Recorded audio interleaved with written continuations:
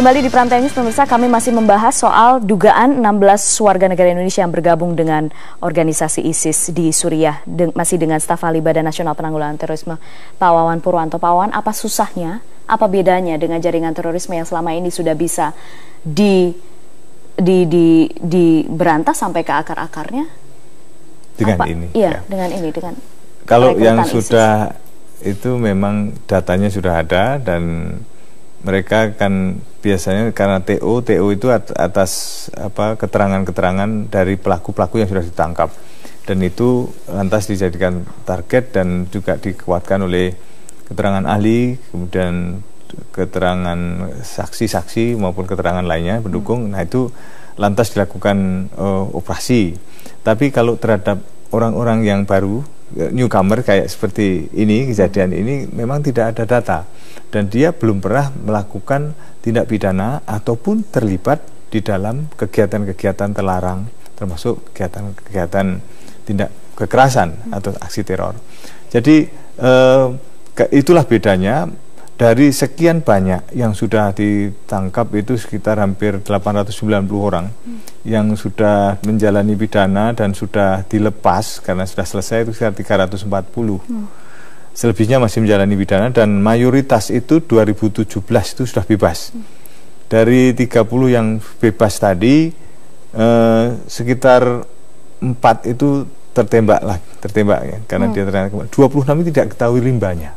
Jadi ini dimungkinkan dia tetap melakukan rekrutmen atau bergabung dengan teman-teman yang lain. Bergabung dengan teman-teman yang lain. Tapi sebenarnya Pak Wawan, siap-siap apa ya? Mereka merekrut, apakah ada yang spesifikasi tertentu yang direkrut? Karena setahu saya hanya mereka pemuda-pemuda laki-laki supaya bisa berperang, atau ada yang lain? Karena ini juga ada anak kecil yang juga dari 16 WNI ini. Yang direkrut memang ditargetkan umur 17 sampai 45 tahun. Tapi kalau anak-anak yang ikut ini kan karena memang ikut orang tuanya, diajak oleh orang tuanya, atau juga suaminya sudah berada di sana, sehingga ini istrinya dan anaknya ikut menyusul. Begitu itu banyak yang terjadi. Dan mereka juga sering komunikasi lewat handphone, lewat BBM, lewat WhatsApp, dan itu terus rutin, termasuk gambar-gambar heroik yang disampaikan pada saat peledakan bom. Karena ada anak Lamongan umur 18 tahun yang meledakkan bom di Mosul yang menewaskan 70 orang. Itu anak Lamongan, masih 18 tahun. Dia sekolah di Mesir, menyeberang ke sana. Kemudian ada yang kemarin terjebak dalam tembak-menembak di Syria, itu masih umur 20, tembak dadanya gitu. Masih kecil-kecil. Dan kalau misalnya perempuan di sana juga ada diiming-iming bekerja untuk membantu bagian dapur umum ataupun juga pekerjaan-pekerjaan lain yang ditawarkan.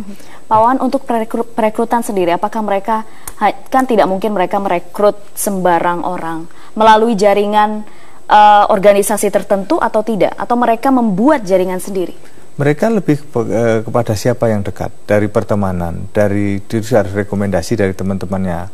Karena mencoba untuk bagaimana masalah keamanan dan masalah kerahasiaan itu supaya tetap terpegang oleh mereka. Sebab begitu ini terendus atau bocor, mereka juga khawatir.